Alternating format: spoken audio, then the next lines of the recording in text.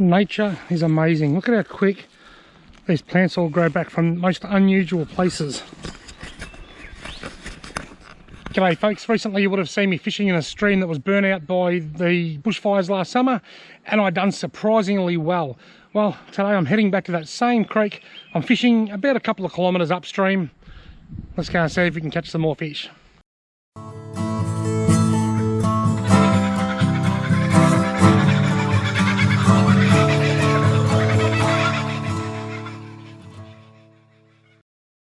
Tree ferns, bracken.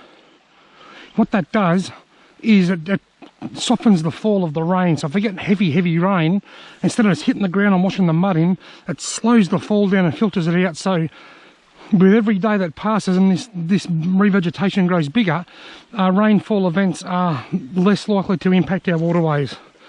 So things are getting better every single day. Some of you may remember seeing a video of me and Straubs fishing in a little creek earlier in the trout season.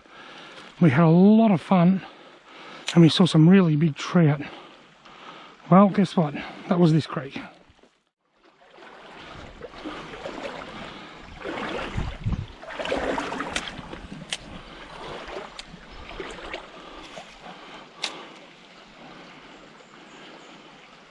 Got him. Oh, it's the only fish I've seen and I lost him.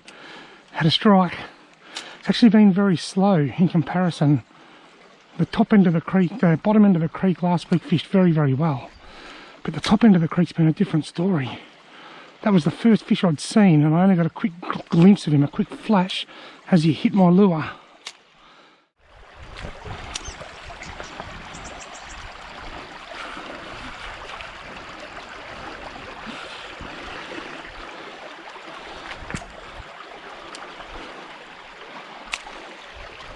Here comes one, got him. Oh, there we go folks, I haven't seen a fish since I got in.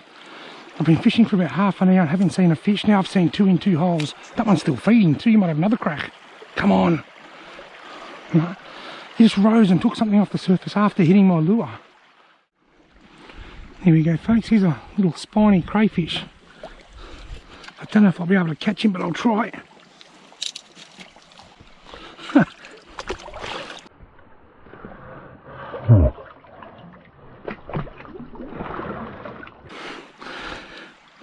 Crayfish are very susceptible to low oxygen levels in waterways. So if he's survived, that's a very good sign. I think I saw a rise up there, so there might be a fish feeding in this hole. That's right on top of it. Here he comes, it was a fish. Got him, oh I missed him. He came down, but he's lost it. I didn't feel any weight. So he could come back if I'm lucky. But he might be a bit more wary before he hits it this time though. There. Oh, he's swiped. Got him, oh I missed him. You know what I'm going to do? I'm going to really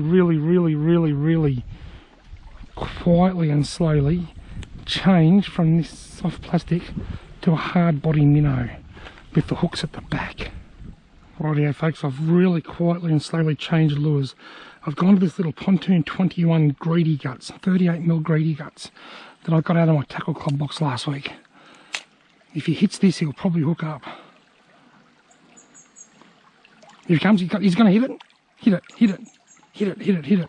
it. Oh, he followed it. I can still see him. He followed it, but wouldn't hit it. I'll see if I can touch him with my fishing rod. There he goes. I just touched him with my rod, and he's still swimming in the middle of the stream there. Unbelievable. All right, I'm going to leave this fish. I've never seen a trout play hardball so much. He wouldn't spook and swim off, but he just kept following and wanting to have a go. Got him! Oh, he hit it out in the middle there then. Unless it was a different fish, I kid you not.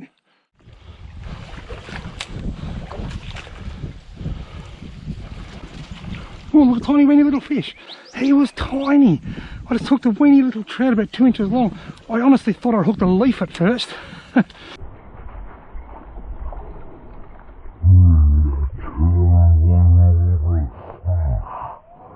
I was just thinking to myself, I've never even caught a fish in this spot even before the fires, and then I hooked the smallest fish I reckon I've ever hooked on a lure.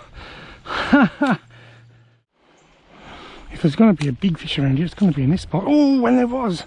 Take it. He wasn't big, but he's probably the biggest I've seen today. Oh, I can see a really nice trout over near that other bank, just under my lure now. The lure's tangled. Now it's swimming. Here's a real nice trout.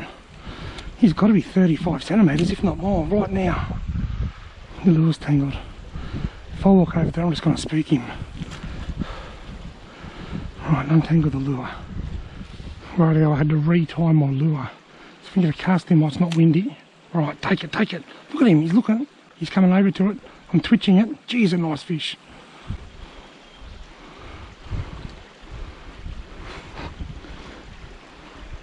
There he goes. He gone. Look at the mud he stirred up as he left. He was a good 40 centimetre fish, that one. He was quite a lot bigger than anything else I've seen today. I think he was a brown trout as well. Got him. Oh, lost him.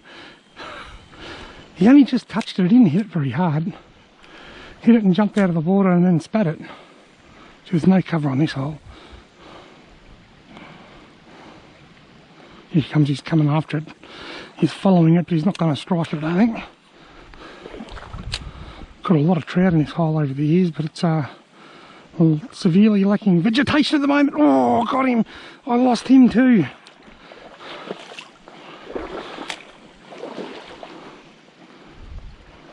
I'm on a fish losing hat trick. Can I lose 3 in the one hole? I'm watching a really nice rainbow feed, but I'm totally using the wrong lure. And I totally stuffed the cast up. I can still see him. He went under where that lure just was. So I knew there was something up above. Sometimes I'll hit them if they're just floating like that. I've had it happen.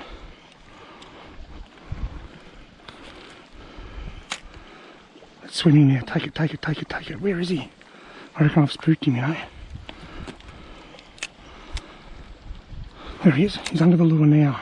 Here he comes. You hit it. He got him. Yes. And I can't wet my hand, and I'm going to get in trouble off everyone. I'm going to lose him anyway, so I'm going to have to just go the old deadlift. And I didn't. Oh, see ya, mate. Folks, don't complain that I didn't wet my hand because I didn't actually hold the fish anyway. That was a near trout experience if I ever had one. Look, I could have bent down and picked him up, but I wasn't too concerned. He was stressed out enough. Look at the black burnt stuff on your hand. He probably looks more like a blackfish than a rainbow trout now. He was quite a nice trout too. Come on, got to be a fishy sitting in there. Nice bit of wrapper. Oh, there's a strike. Oh, got him.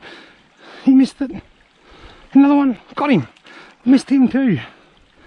I missed him too. Rightio, folks, that's it from me. I've got Loretta waiting for me in the car, so I've got to go. Bit of a tip for anybody fishing in an area that's been burnt by bushfires. If there's no fish in a particular area, try somewhere else, because what I've found in this creek is that some places are just thick with fish and other places there's no fish. I fished for nearly an hour without hardly seeing a fish today, and then there was 2 or 3 fish in every hole for a while now. I think it comes down to vegetation. The areas that don't have as much vegetation on the banks don't have as many fish. I don't think it's to do with water quality, because I've seen larger fish, smaller fish, and 2 crayfish. Crayfish are very susceptible to low oxygen levels in water. The fact that they've survived tells me that the water quality's been okay, and I think the fish are going to be found in areas with more habitat. So if you find yourself fishing in an area that's burnt out, try and find a section that's got better habitat. When you get a bushfire, some days are 45 degrees with a hot northerly wind, some days are 21 degrees with steady rain. And you get hot burns and you get cool burns. Try and find areas that didn't burn as much, and you can tell by looking at them. Some places are just scorched and some are just a little bit burnt along the ground. Try and find those areas that are just a little bit burnt along the ground that aren't as badly devastated, and you might find the fish congregated in those areas. Anyway, folks, today was all about hookups, hits, strikes and failed catches. I didn't even catch one. I probably could have caught that last one that fell at my feet, but I wasn't that keen on catching him. I'm just glad to see a few and hook a few. Thanks very much for watching. I hope you've enjoyed this video. If you have, why not give it a thumbs up and consider subscribing to my channel, and then hopefully I'll see you in my next fishing video.